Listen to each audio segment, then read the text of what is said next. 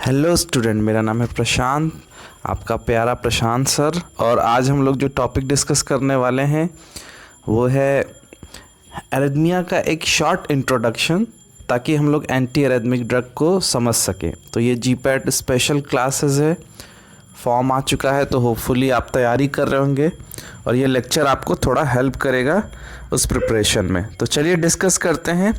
पहले हम समझने की कोशिश करेंगे कि एरिथमिया होता क्या है। तो अगर एरिथमिया के डेफिनीशन की बात की जाए तो abnormal rhythm of heart is known as arrhythmia. तो एबनॉर्मल रिदम ऑफ हार्ट जो है, इसको मैं अगर और ज़्यादा इलुस्ट्रेट करूं, एक्सप्लेन करूं, तो मैं आपको दिखाता हूं हार्ट के अंदर जो दो स्पेशल नोड होते हैं, जिनको एसए और एवी नोड कहते हैं। हमको पहले उनको समझना होगा।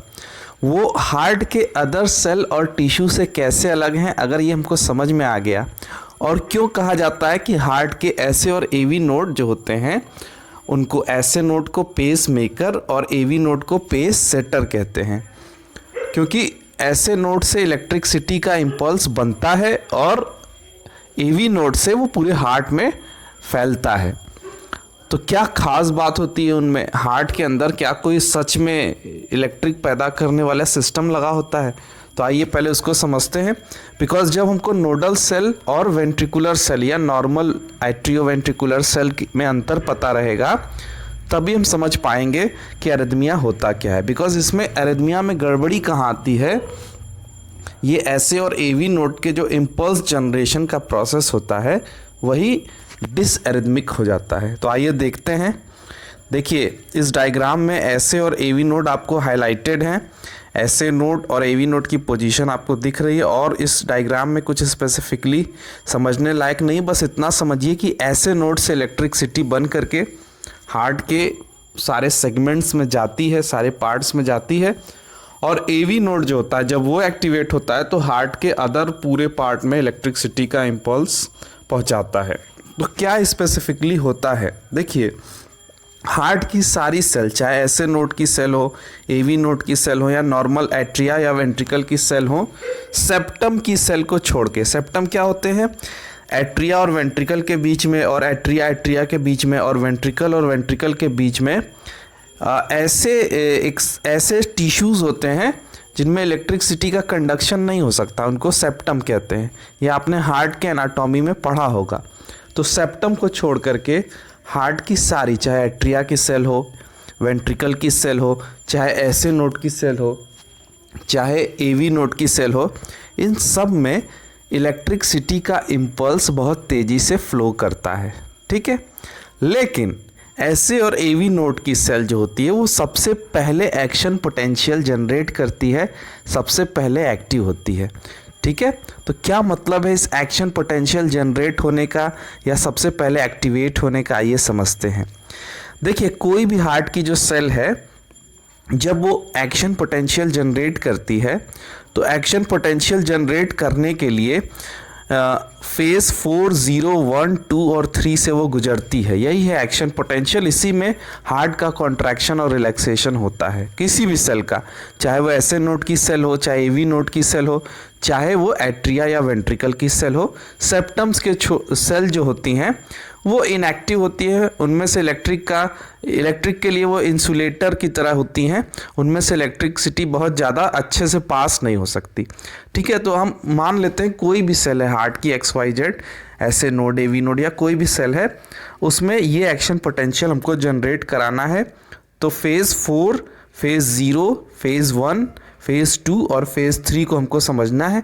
अगर ये अच्छे से हो गया हार्ट की सेल में, तो हम कहेंगे कि हार्ट का कॉन्ट्रैक्शन रिलैक्सेशन अच्छे से हो गया। सॉरी। तो फेज़ 4 की बात करते हैं। फेज़ 4 पे डिफरेंस आ जाता है एसए नोड की, एवी नोड की सेल में और दूसरे नॉर्मल सेल में, एट्रिया या वेंट्रिकल के। क्या डिफरेंस आ जाता है? फेज़ 4 में अगर इलेक्ट्रिक पोटेंशियल -85 मिली वोल्ट होगा, ठीक है, तो फेज़ 4 की जो फेज़ 4 में जो सेल है, रेस्टिंग मेम्ब्रेन पोटेंशियल जो मेंटेन है, इस रेस्टिंग मेम्ब्रेन पोटेंशियल के दौरान -85 मिली वोल्ट अगर हो गया, कैसे होगा अभी मैं बताऊंगा। पहले इतना समझिए, एक सेल है, ऐसे नोड की सेल है, और एक सेल है नॉर्मल हार्ट की सेल है, एट्रिया या वेंट्रिकल की सेल है।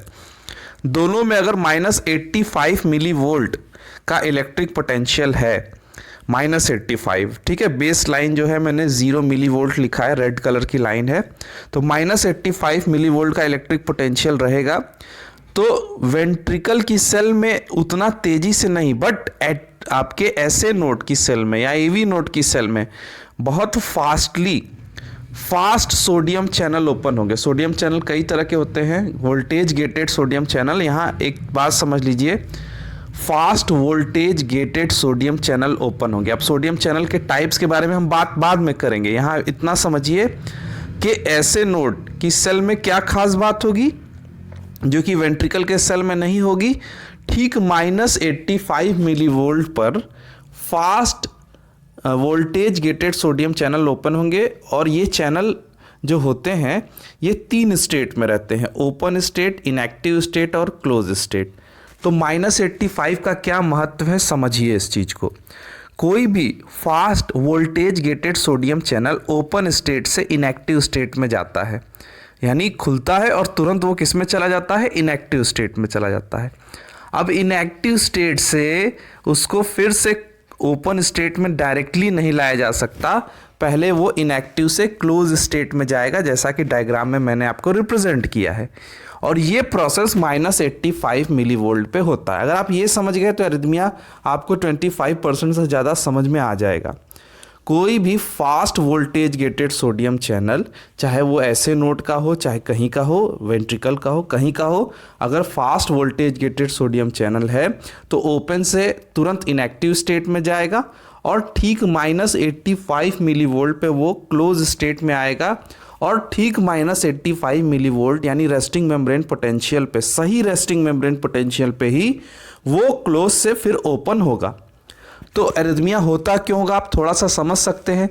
अगर किसी वजह से ऐसे नोड या एवी नोड की सेल में -85 मिली वोल्ट का रेस्टिंग मेम्ब्रेन पोटेंशियल अगर अरेंज नहीं हो पाया, मैनेज नहीं हो पाया, तो ज़्यादातर सोडियम चैनल इनएक्टिव स्टेट में ही रह जाएंगे। तो बहुत कम सोडियम चैनल ओपन होंगे। जब बहुत कम सोडियम चैनल ओपन होंगे तो ये जो ग्राफ है उनके, जब कम सोडियम चैनल ओपन होंगे तो जो पॉजिटिव, जो फेज 0 जो है, जिसको हम डीपोलराइजेशन कहते हैं, फेज 0 की जो हाइट है उसको अटेंड करने में समय लगेगा। तो ये जो डॉटेड लाइन है रेड कलर की, ये जो पीक तक गई है और इसका जो स्लोप है वो झुक गया है, और ये ओवरऑल ये आगे चली गई है, नॉर्मल बेस लाइन से आगे चली गई है। ऐसा कुछ ग्राफ क्रिएट होगा, और यही एक सिचुएशन है। और ऐसी सिचुएशंस अगर और जगह पैदा होंगी तो इनको एरिथमिया कहते हैं। अब यहाँ एक चीज़ और समझ लीजिए कि ऐसे नोड और एवी नोड को इतना महत्व यहाँ पे इसलिए दिया जा रहा है बिकॉज उनमें ऑटोमेटिसिटी होती है। उनमें ऑटोमेटिसिटी होती है यानी -85 मिली वोल्ट के इलेक्ट्रिक पोटेंशियल पे अपने आप सोडियम चैनल का ओपन हो जाना। देखिए फेज 0 का शुरू होना, जिसमें सोडियम चैनल ओपन होता है और सोडियम सेल के अंदर आने लगता है। जब सोडियम सेल के अंदर आने लगता है तो ऑब्वियस सी बात है, जो इलेक्ट्रिक पोटेंशियल सेल का -85 था वो अब बढ़ने लगेगा ऊपर। देखिए पॉजिटिव के साइड जाने लगेगा और ये 1 तक जाएगा। पॉजिटिव 1 पे जा करके +65 मिली वोल्ट +75 मिली वोल्ट के अराउंड चला जाता है। तो ये जो सोडियम अंदर आने का प्रोसेस है, ये fast voltage gated sodium channel, voltage gated क्यों? क्योंकि खास वोल्टेज पे ओपन होते हैं -85 पे। तो वोल्टेज गेटेड सोडियम चैनल का ओपन होना ऐसे और एवी नोड में ये अपने से होता है, लेकिन जब इनमें होता है तो इनसे पैदा हुआ इलेक्ट्रिक इम्पल्स जो है वो अदर सेल्स में जाता है। इसीलिए हम कहते हैं कि हार्ट के ऐसे और एवी नोड ऑटोमेटिसिटी रखते हैं। वो ऑटोमेटिसिटी रखते हैं मतलब उनमें अपने से इलेक्ट्रिक इम्पल्स पैदा होता है और ये इम्पल्स अदर सेल्स में बहुत ही फास्टली कैरी फॉरवर्ड होता है और वो वेंट्रिकल और एट्रिया के सेल्स में जाता है, जिनसे उनमें भी प्रोसेस होता है। यही प्रोसेस, यही फेज। तो फेज 4 आपको समझ में आ गया होगा बहुत ही मजाक में। अगर नहीं समझ में आया तो प्लीज़ फिर से बैक जा कर के ये इतना वीडियो देख लीजिए। अब हम बात करते हैं जब सोडियम अंदर आएगा तो पोटेंशियल ऊपर जाएगा, जिसको डीपोलराइजेशन कहेंगे। ये पूरा फेज जो है, ये फेज 4 जो था, ये डायलेशन, हार्ट डायलेट किया था। अब जब फेज 0 है तो सोडियम अंदर जा रहा है, तो ये जो हो रहा है इसको डीपोलराइजेशन कहते हैं। डीपोलराइजेशन यानी कि रेस्टिंग मेम्ब्रेन पोटेंशियल जो माइनस में था उसको हटा दिया गया, पोलराइजेशन को हटा दिया गया, डीपोलराइज कर दिया गया, और हम चले गए प्लस में चले गए, और प्लस में प्लस 65 मिली वोल्ट तक, प्लस 75 मिली वोल्ट तक चले गए, और 1 पे जाकर के, एक सर्टेन हाइट पे जाकर के क्या हुआ, सोडियम चैनल फिर से बंद हो गए। अब सोडियम चैनल बंद हुए तो वहाँ पे ओपन हुए पोटेशियम चैनल। अब जब पोटेशियम चैनल ओपन हुआ तो फेज 1 शुरू हुआ। इसमें क्या हुआ, देखिए ग्राफ फिर से नीचे जा रहा है। तो जब ग्राफ नीचे जा रहा है तो समझिए यहाँ पे हो क्या रहा है। अगर आपसे कोई पूछेगा पोटेशियम किधर जा रहा है, तो आप बताएंगे सेल के अंदर जो पोटेशियम था, सेल के अंदर कहाँ से आया ये हम लास्ट में समझेंगे। तो सेल के अंदर जो पोटेशियम था उसको बाहर निकाला जा रहा है, ठीक है, वो पोटेशियम बाहर निकला है, तभी ग्राफ नीचे जा रहा है। फिर देखिए फेज 2 आता है जिसको प्लेटू फेज कहते हैं। इसमें ग्राफ जो है फिर से बेस लाइन के पैरेलल हो गया है, यानी ग्राफ ना ऊपर जा रहा है ना नीचे जा रहा है।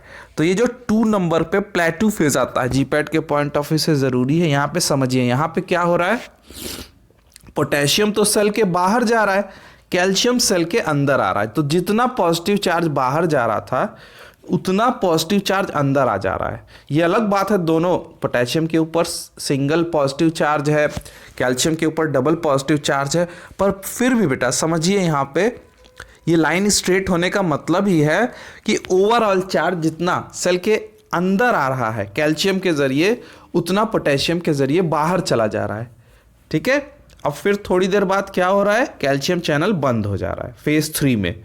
अब फिर से पोटेशियम बाहर जाना शुरू है, और पोटेशियम बाहर जाता रह रहा है। कब तक जाता रह रहा है, जब तक रेस्टिंग मेम्ब्रेन पोटेंशियल -85 पे ना आ जाए। देखिए फेज 4 यहाँ पे दोबारा आ चुका है, और जब ये फेज 4 दोबारा आएगा तो यहाँ पे अब चूंकि पोटेशियम जो था सेल के अंदर रखा था उसको बाहर फेंक दिया गया है, और खूब सारा सोडियम अंदर भर लिया गया है। फेज 4 0 1 2 3 के बीच में जो प्रोसेस हुआ है उसमें आयन का डिसबैलेंस हो गया है। क्या डिसबैलेंस हो गया है, सोडियम, देखिए सोडियम जो है उसको अंदर भर लिया गया है और पोटेशियम सारा बाहर निकाल दिया गया है, ठीक है। अब एक नॉर्मल जो हार्ट की सेल होती है, चाहे कहीं की भी सेल हो, ऐसे और एवी नोड की कहीं की भी सेल हो, नॉर्मल कंडीशन में क्या होता है, सेल एट रेस्ट लिखा हुआ है। नॉर्मल कंडीशन में सेल के अंदर potassium ion K+, phosphate anion और आपके कॉन्जुगेटेड ऑर्गेनिक बेस जो कि एनायन के फॉर्म में होते हैं वो ज़्यादा होते हैं, प्रीडोमिनेंटली ज़्यादा होते हैं, और सेल के बाहर सोडियम और क्लोराइड ज़्यादा होता है। तो ये कंडीशन तो फेज 4 में हमको मिल नहीं रही है। फेज 4 में यहाँ उल्टा हो गया है। क्या हो गया है, सोडियम खूब सारा सेल के अंदर भर गया है और पोटेशियम हमने बाहर निकाल दिया है। तो सेल को नॉर्मल स्टेट में ले जाने के लिए जब एक्स्ट्रा सेलुलरली सोडियम और क्लोराइड ज़्यादा होते हैं और सेल के अंदर इंट्रासेलुलरली क्या होता है, पोटेशियम और फॉस्फेट आयन ज़्यादा होते हैं, इसके लिए एक खास तरह का पंप होता है जिसके बारे में आप जानते होंगे। हमारी पूरी बॉडी के एनर्जी जो ATP जो खाना हम खाते हैं उससे जो एनर्जी मिलती है उसको ये यूज़ करता है और हमारी बॉडी को बैलेंस करता है। That is sodium potassium ATPase pump, जिसके बारे में नेक्स्ट सेशन में हम लोग बात करेंगे। और देखिए मज़े की बात दोस्तों क्या है कि फेज 4 0 1 2 और 3 में कहीं एनर्जी का यूज़ नहीं हुआ। इसके वजह से हमारा हार्ट दिन भर बहुत कम एनर्जी यूज़ करके काम करता रहता है और हमारे पैदा होने के पहले से लेकर हमारे आखिरी सांस तक काम करता रहता है। और इसका वर्क इतना इंटरेस्टिंग है, आप समझिए एक बीट में 0.8 सेकेंड की एक बीट में ये 1/2 लीटर ब्लड बाहर फेंकता है, हमारी पतली पतली आर्टरी कैपिलरी वेन्स में ले जाता है, पहुंचाता है, खींचता है। आप समझिए पूरे डे में आप बैठ के कैलकुलेट करिएगा तो आप पाएंगे कि आई थिंक 14 लाख लीटर के अराउंड ये चला जाएगा। बहुत ज़्यादा, आप मतलब एक मिनट में 72 बीट होती है, तो एक मिनट में अगर हम 70 बीट भी माने तो 35 लीटर ब्लड एक मिनट में ये फेंकता है। 35 लीटर को आप कैलकुलेट कर लीजिए, 60 × 60 कर दीजिए तो ये बहुत ज़्यादा आएगा।